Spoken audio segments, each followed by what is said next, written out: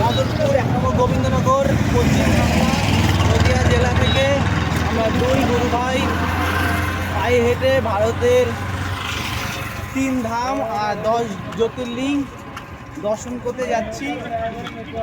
তো আজকে আমাদের প্রথম দিন। আমরা এখনো পর্যন্ত 10 কিলোমিটার চলেছি।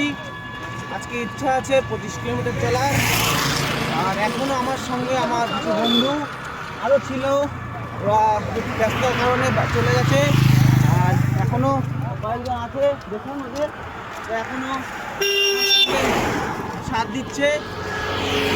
আর কিছুক্ষণের পরে আমরা দুজনকে একা হয়ে যেতে হবে, আর ওরা ওদের ঘরে ফিরে যাবে।